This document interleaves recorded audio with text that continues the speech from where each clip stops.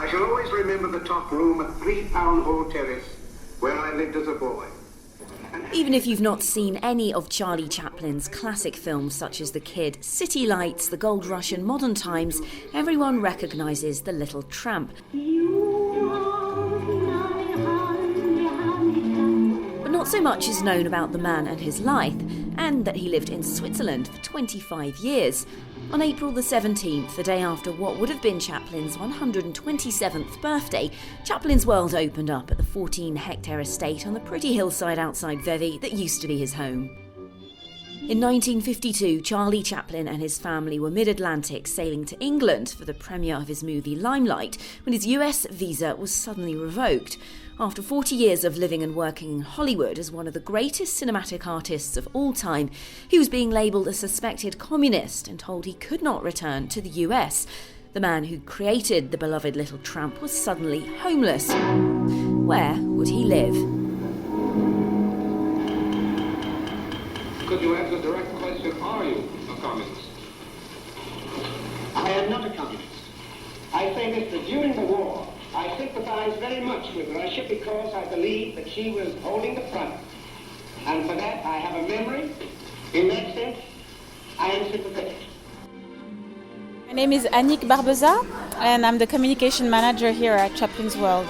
So found himself on the boat with his wife. There are 4 children at that time, and with no home anymore, no country. He was leaving behind his studio, his teams, his friends. It was everything behind. He arrived in Europe. He was presenting his movies, and by chance he discovered that the Manoir de Bon was for sale. He decided with his wife to move in. Had he been here before? Did he know much about the area? A bit of an impulsive decision, perhaps? He knew Switzerland because he previously came here for some skiing holidays, so he had a knowledge of Switzerland before. But I think at that time for him there was the perfect place for resting. He said in his autobiography that he found peace here in Switzerland after having to face the fame in America, the criticism. Here he found a very peaceful area. There's a funny man I know who gets all the people's dough. He works in a movie show. Mr. Charlie Chaplin. Okay, so here we are on the Domaine de Manoir de Bon. This is the place where Charlie Chaplin lived for 25 years with his family, his wife, his 8 children. And so what we see around us is mainly, I would say, 3 buildings. There's, of course, the Manoir de Bon, which is the historical building where Chaplin spent the famous years in Switzerland. We have the farm, where today people can find a restaurant. And we have the studio, where visitors will be able to discover the art of Charlie Chaplin, his movies, the movie sets, the movie scenes, and have a very interactive experience. How do you do, ladies and gentlemen? This is Charlie Chaplin talking. Was he known here then? He was famous. Yes, of course, he was still very famous at that time.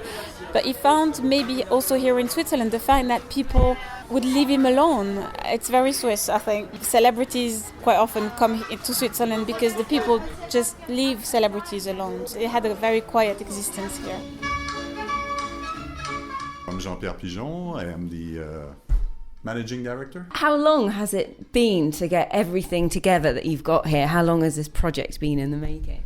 It was a long story, 16 years. So when the project started in 2000, so the house was basically a little bit adapted from the original, from when Charlie Chaplin was here, because there was Eugene and Michael living with their family. Mm-hmm. So the house was a little bit split and reorganized differently. So we had to go back to origin to a certain, up to a certain level, because it's still a scenography. So it's a readaptation of reality.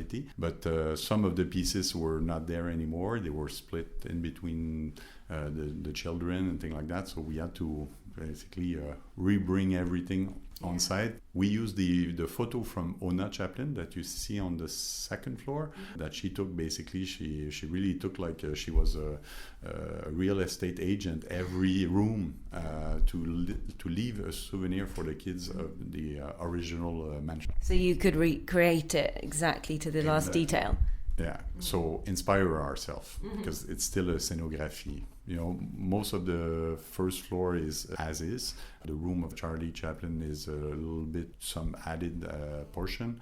The Friends room is completely transformed. You have to make it interesting, you know, so you cannot leave it exactly how it was.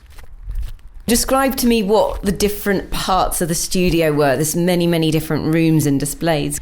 So the first thing when visitor comes, they have the cinema. So we have a cinema of 150 seats where we show an introduction movie of about 10 minutes. And you can see how Chaplin was really linked with the actuality of the last century. No, that's true. That's true. Then you enter into his the street where he grew up in London. I shall always remember climbing up and down those 3 flights of narrow stairs. And then you have the circus, the pantomime. You go down. You're now in the studio where you see Modern Time, Golden Rush. After that, you have basically all the cinematographic techniques of doing a movie with argentic film roll.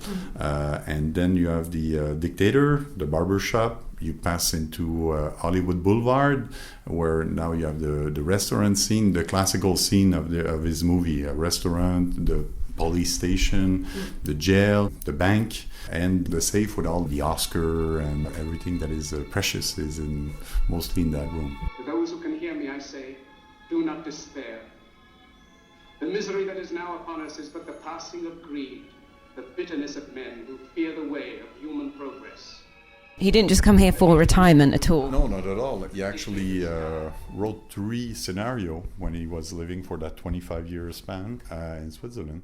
And he re-edited all of his music on the grand piano that we have in the living room.